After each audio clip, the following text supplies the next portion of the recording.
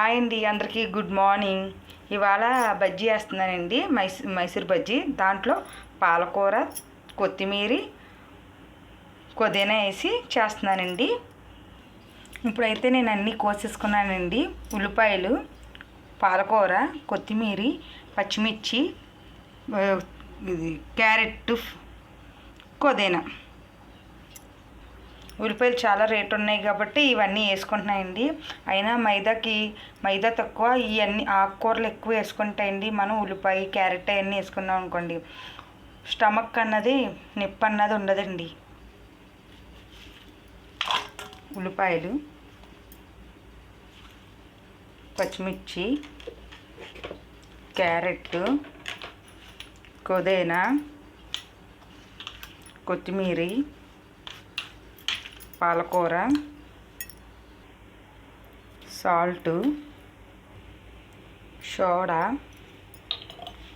ఇవి బాగా కలుపుకోవాలండి. ఇప్పుడు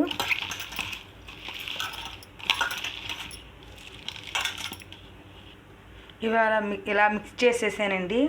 అబ్బా, ఎంత బాగా వాసన వస్తుందోనండి. ఇలా మిక్స్ చేస్తుంటే ఈ మూడుని సూపర్ వాసన వస్తుందండి. ఈ పచ్చిదే తినేయాలనిపిస్తుంది.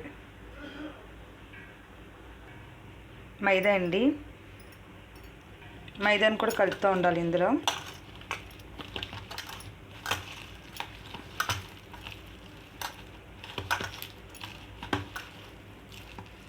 వాటర్ వేసుకోకుండానే చూసారా అంత బాగా కలిసిందో.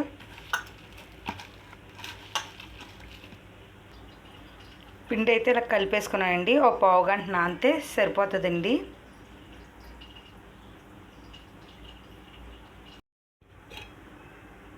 పొంగిందండి బాగా మైదా కలిపెట్టుకున్నది. ఇప్పుడు మనం బజ్జీలు వేసేసుకుంటామేనండి. ఆయిల్ పోసేసుకుంటున్నాం. నేను ఎక్కువ ఆయిల్ అయితే వేయనండి. ఆయిల్ను మరగబెట్టేసి వేస్ట్ అయితే చేయనండి అసలు.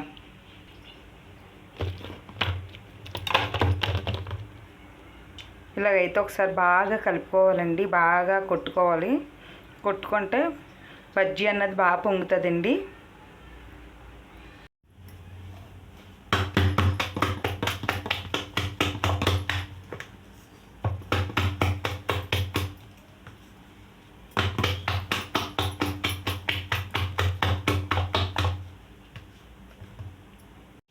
నూనె అయితే కాగిపోయిందండి. ఇప్పుడు మనం బజ్జీ అయితే వేసేసుకుంటామే.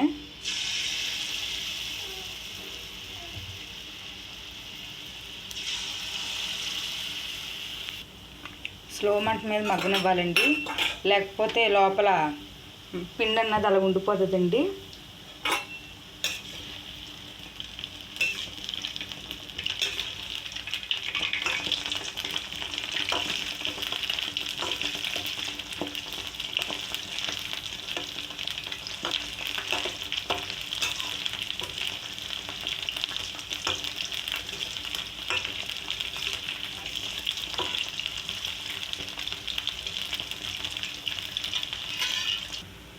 చూడండి వేగుతున్నాయి.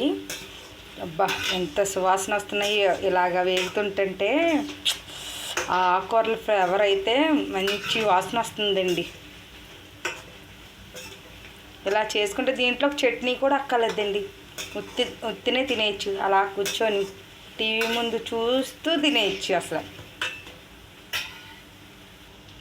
చూడండి గోల్డెన్ కలర్లో వచ్చినాయండి. ఇంకొక కొంచెం వస్తే సరిపోతుంది. స్లో మంట మీద మాత్రం మగ్గనివ్వాలి. ఇవి పిల్లలకు పెట్టినా సరే చాలా బాగా తింటారండి. చాలా మంచిది కూడా. పాలకూర, తోటకూర, కొత్తిమీర, పుదీనా వేసానండి. ఇందులో క్యారెట్లు కూడా వేసాను. సూపర్ ఉంటుందండి. ఈ స్నాక్స్ పిల్లలకు కూడా పెట్టారంటే సూపర్ ఉంటుంది. ఇది ఏమి వేసుకోకుండా ఉత్తి నోటితోనే తినేచ్చండి. ఆకుకూరల బజ్జీ రెడీ.